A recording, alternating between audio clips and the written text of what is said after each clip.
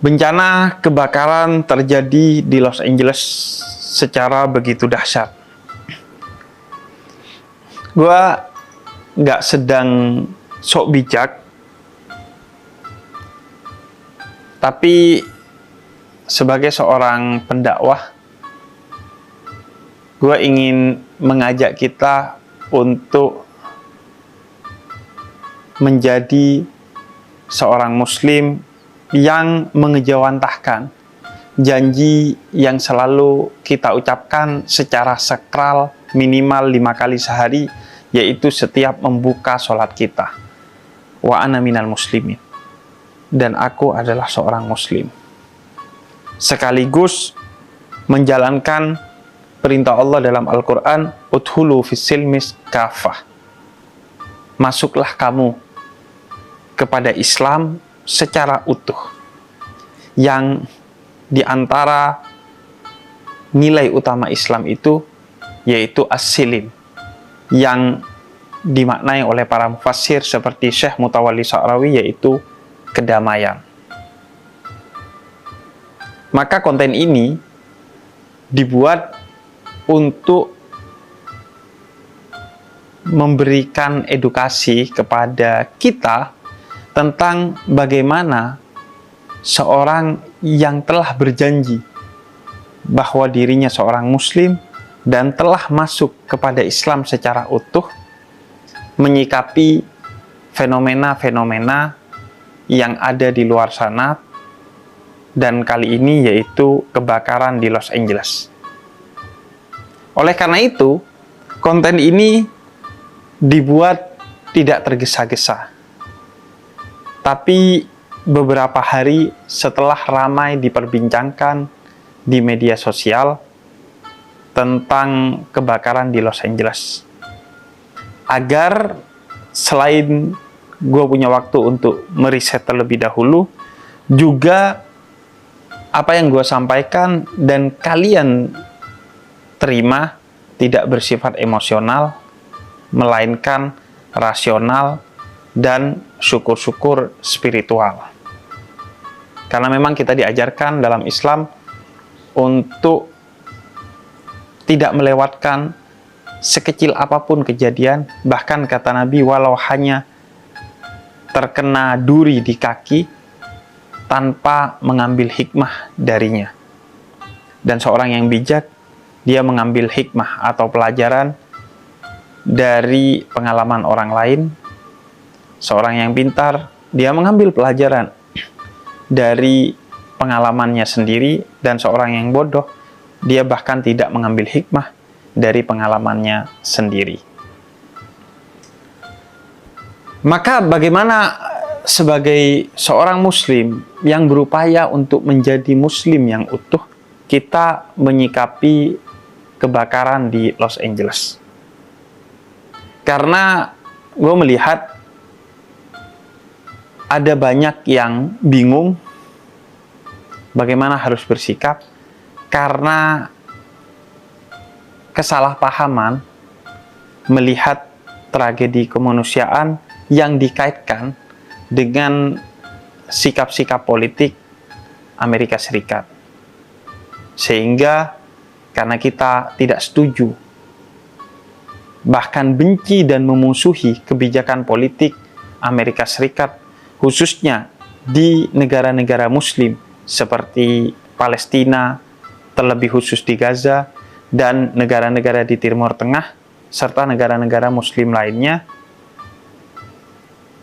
Dan bahkan ada yang sudah bersikap dengan mengaitkan kebakaran di Los Angeles dengan sikap pemerintah Amerika Serikat, khususnya secara spesifik pernyataan Presiden terpilih Donald Trump yang menyebut akan menjadikan Timur Tengah, khususnya Gaza, sebagai neraka, dan kemudian mereka mengaitkan dengan Los Angeles yang kebakaran dahsyat hingga secara visual tampak seperti neraka di sana.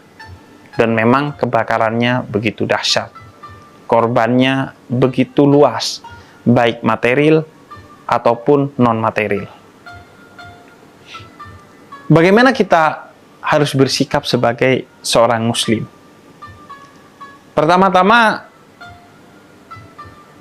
gue mau mencoba mengerti ketika di awal-awal kita masih meletup-letup secara emosional melihat kebakaran di Los Angeles, dengan kemudian paling tidak pasif, tidak menyampaikan duka cita kita lebih jauh, bahkan mencocokkan ini seolah-olah sebagai balasan dari Tuhan atas kebijakan pemerintah Amerika Serikat yang dinilai tidak adil kepada negara-negara, komunitas-komunitas, dan orang-orang Muslim di berbagai wilayah, khususnya di Timur Tengah dan lebih khusus lagi di Palestina, tepatnya di Gaza. Namun, mari kita urai sedikit demi sedikit secara rasional dan spiritual sebagai urun rembug gua dalam diskusi ini. Syukur-syukur kalau kalian membuka pikiran untuk kemudian mengambil apa yang menurut kalian positif, kemudian mengkritisi apa yang menurut kalian perlu dikritisi, dan menolak apa yang menurut kalian dari pendapat gua yang tidak tepat. Pertama, sebagai seorang muslim dan sebagai manusia, baik secara rasional maupun secara spiritual, kita sebenarnya dididik untuk kemudian bersikap adil secara spiritual sebagaimana diajarkan Islam, dan bersikap tidak berstandar ganda secara rasional dalam melihat segala fenomena.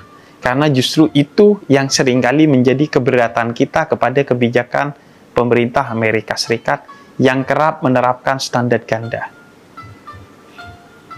Artinya, ketika Gaza digempur hingga luluh lantah, kita sering mengkampanyekan, termasuk gua, bahwa yang terjadi di Gaza adalah tragedi kemanusiaan. Tidak perlu argumentasi agama dan tidak perlu sekat-sekat agama untuk berempati kepada tragedi kemanusiaan di Gaza. Dan gua rasa agar kita adil dan tidak terjebak dalam standar ganda yang disebut fallacy atau kesesatan dalam berpikir secara rasional, maka kita sudah seharusnya menggunakan logika dan kecenderungan spiritual yang sama melihat tragedi kebakaran di Los Angeles. Itu adalah tragedi kemanusiaan. Walaupun tentu tidak bisa dibandingkan dengan apa yang terjadi di Gaza. Namun tetaplah itu adalah tragedi yang menimpa manusia-manusia yang sebagian besar mereka tidak berdosa, tidak memerangi kita, bahkan mungkin berpihak kepada kita, termasuk isu Gaza. Karena itu, terhadap tragedi kemanusiaan, kita sepakat bahwa secara spiritual dan rasional kita harus berpihak secara empatik kepada mereka. Mungkin mereka bukan orang-orang miskin. Sebagian mereka artis besar di Hollywood. Sehingga mungkin bukan utamanya empati secara finansial yang perlu kita lakukan dan berikan kepada mereka.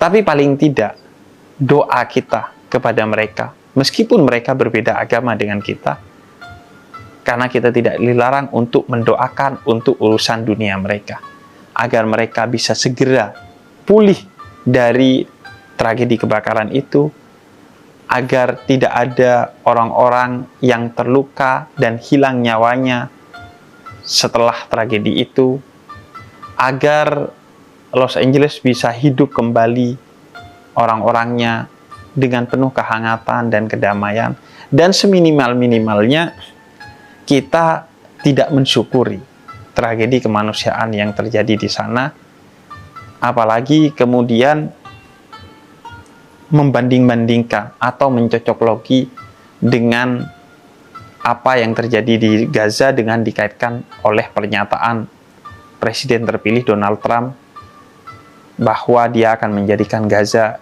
dan Timur Tengah menjadi neraka jika tidak tunduk kepada rezim Donald Trump ketika nanti telah menjadi Presiden Amerika Serikat.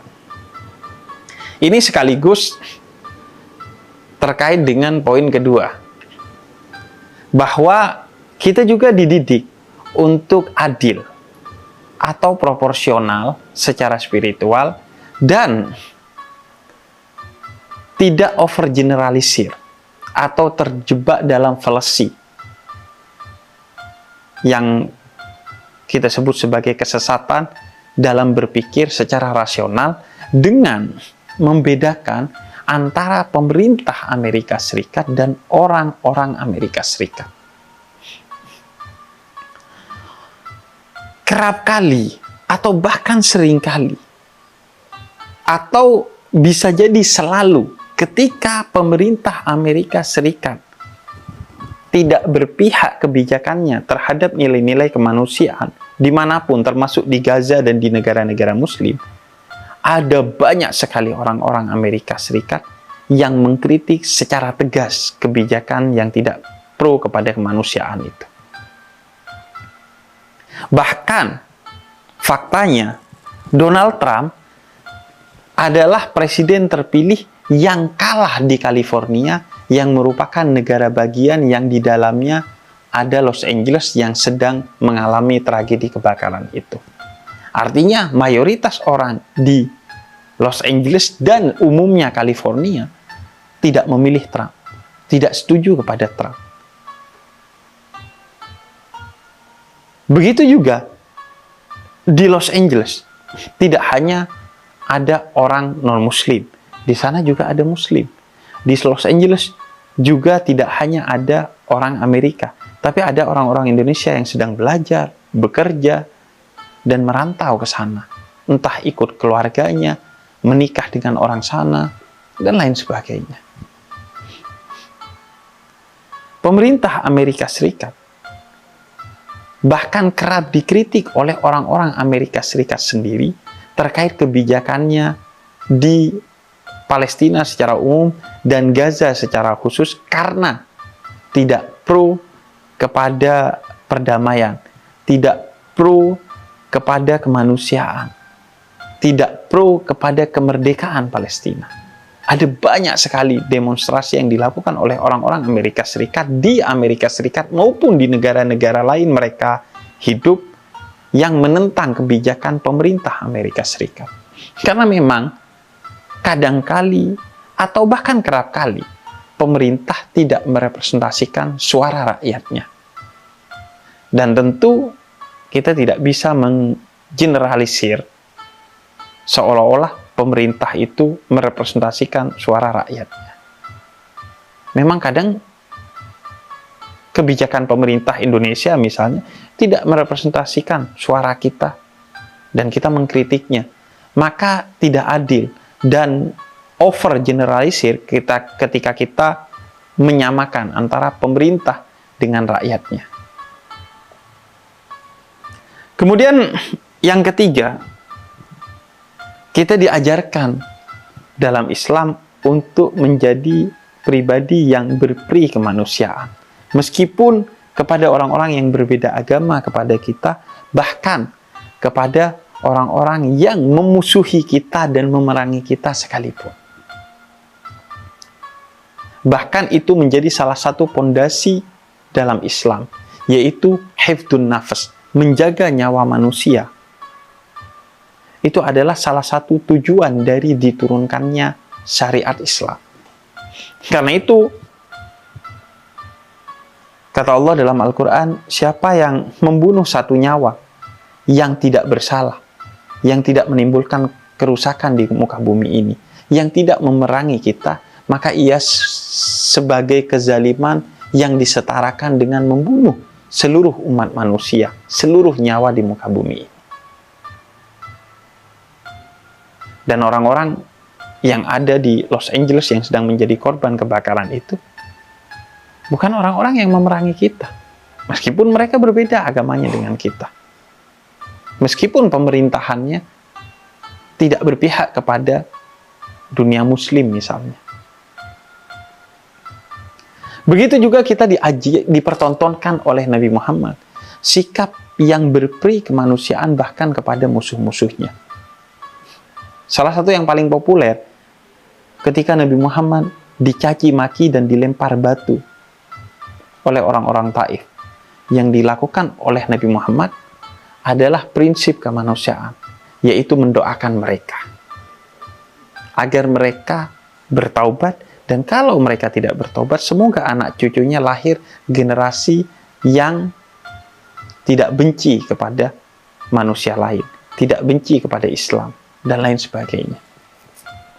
Itu sekaligus tentang poin selanjutnya, bahwa kita dididik dalam Islam untuk benci kepada kejahatan, tapi tidak benci kepada orang jahat.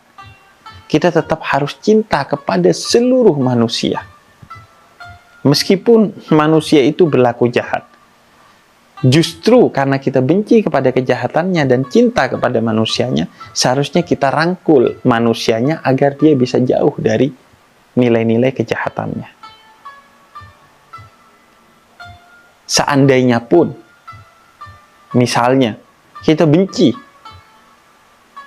kepada sebagian orang di Los Angeles karena mereka jahat, yang seharusnya kita benci adalah kejahatannya, bukan orangnya.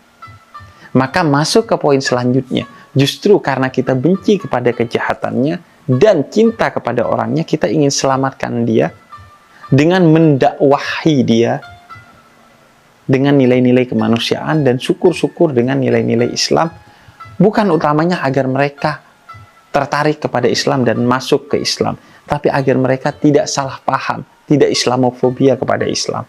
Karena terbukti, riset-riset yang ada menyebutkan justru kesepahaman, simpati, bahkan masuk Islam orang-orang Amerika berbondong-bondong justru terjadi ketika setelah tragedi WTC, di mana Islam dituduh sebagai agama teroris oleh orang-orang yang tidak bertanggung jawab di Amerika, khususnya di pemerintah Amerika Serikat pada saat itu.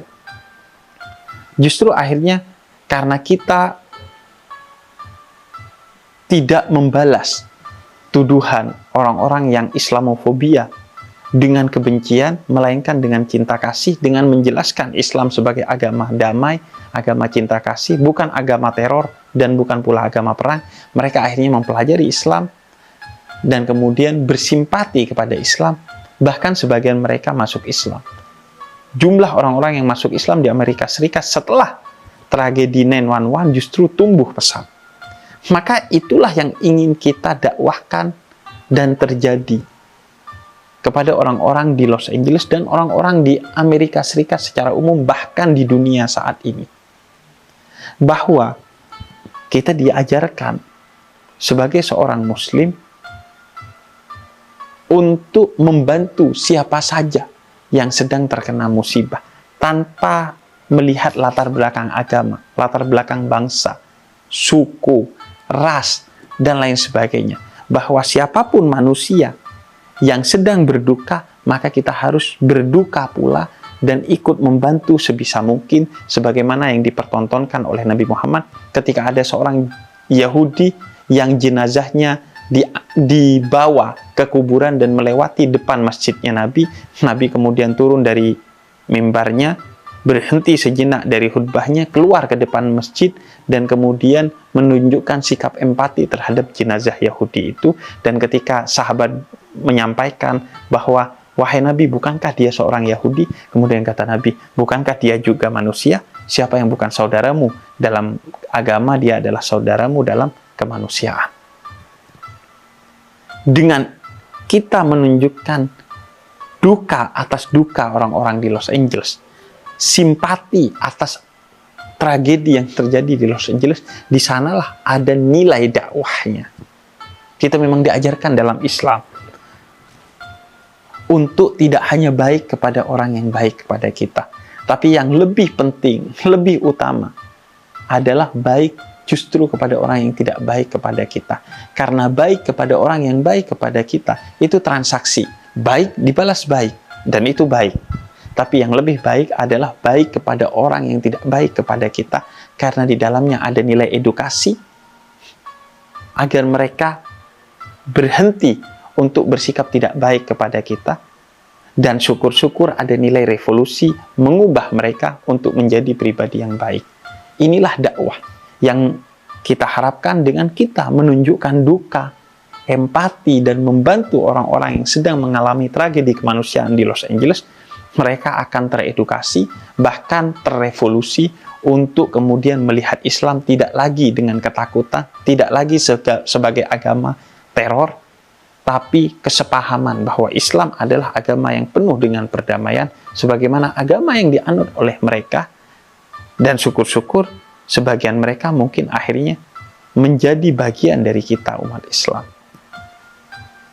Walaupun urusan itu biarlah menjadi urusan pribadi mereka dengan Tuhannya. Lakum dinukum waliyadin. Bagimu agamamu dan bagiku agamaku, dan kau adalah saudaraku.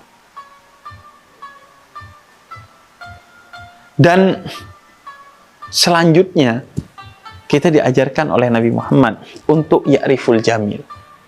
Tahu, mengingat, berupaya membalas, bahkan lebih dalam membalas kebaikan orang lain kepada kita. Oleh karena itu misalnya Nabi Muhammad mengingat kebaikan sekecil apapun orang lain kepada beliau dan melupakan kejahatan orang lain sebesar apapun kepada beliau. Misalnya, ketika beliau dicaci maki, diusir, hingga diancam dan diupayakan untuk mati oleh orang-orang musyrik Mekah pada saat awal-awal dakwah Islam Nabi Muhammad, hingga kemudian beliau hijrah ke Madinah, dan ketika beliau kembali ke Mekah untuk mereformasi dan merevolusi Mekah melalui Fathum Mekah, yaitu pembukaan kota Mekah, beliau melupakan seluruh kejahatan orang-orang musyrik Mekah pada saat itu. Bahkan ketika orang-orang musyrik Mekah mengatakan, hada yaumul malhamah, ini adalah hari balas dendamnya Muhammad kepada kita, karena dulu dicaci, diusir, dan mau dibunuh. Kata Nabi Muhammad, la, tidak, hada yaumul marhamah, ini adalah hari kasih sayang.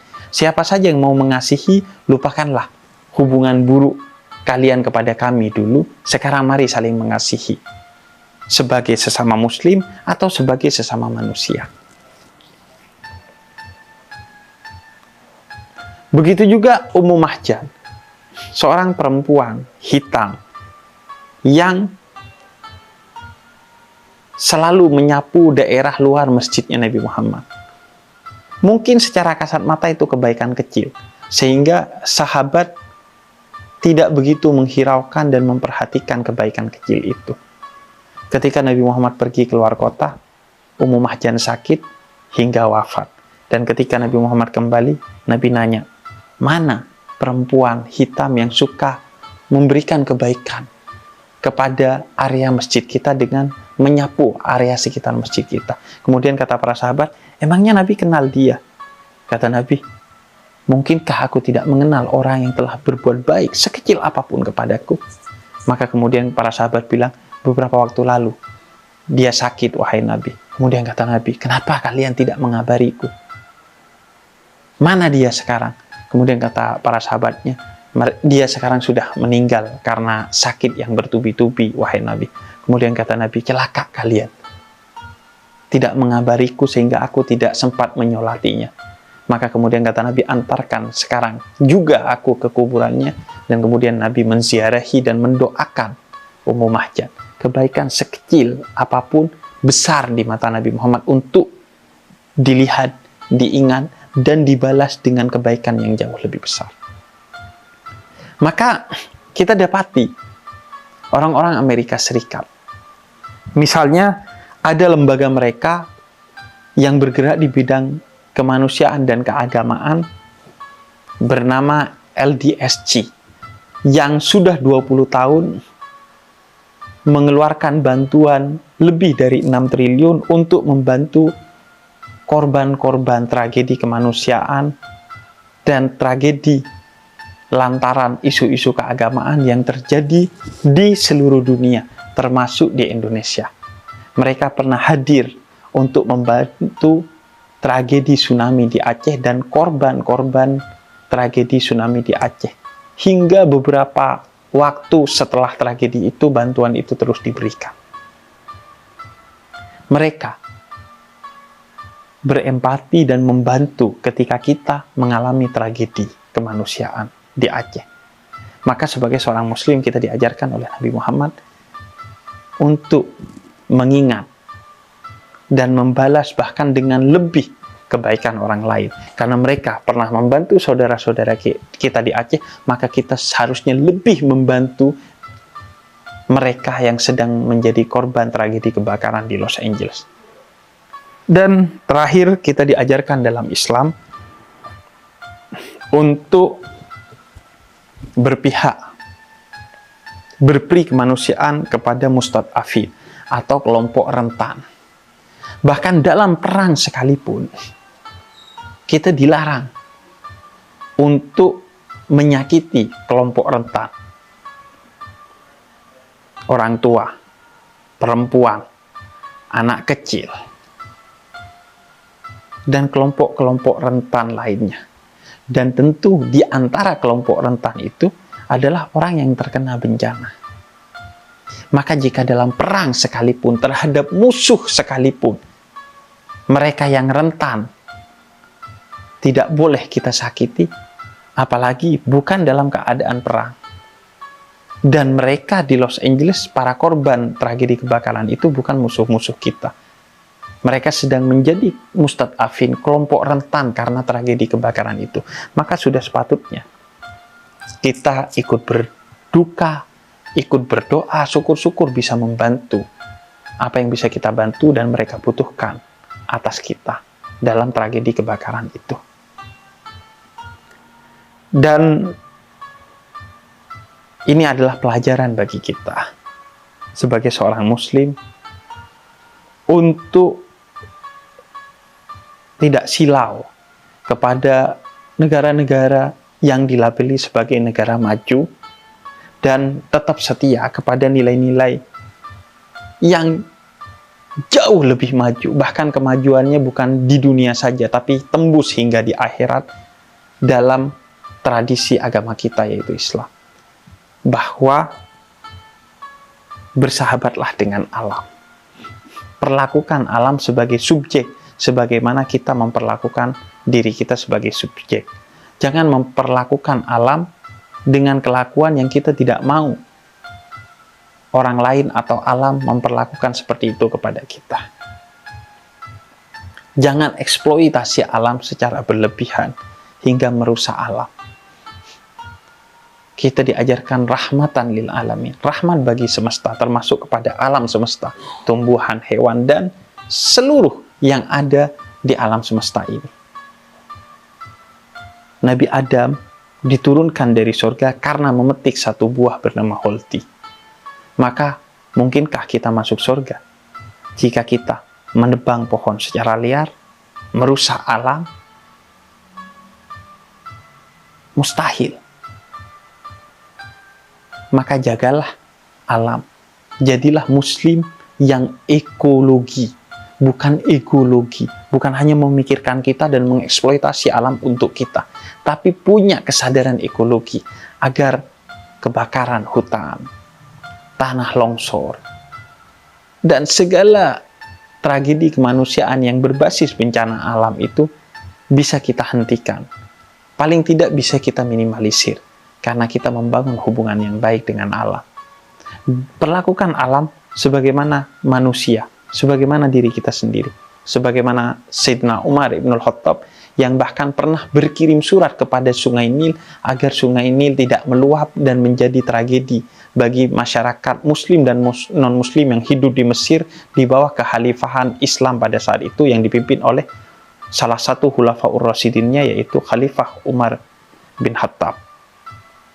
Beliau ngobrol dengan Sungai Nil, karena dalam Islam semua yang ada di muka bumi ini adalah berjiwa. Sebagaimana yang diajarkan oleh Al-Quran, yusabbihu lillahi ma fis samawati wa ma fil ard. Yang ada di bumi dan ada di langit semuanya bertasbih kepada Allah.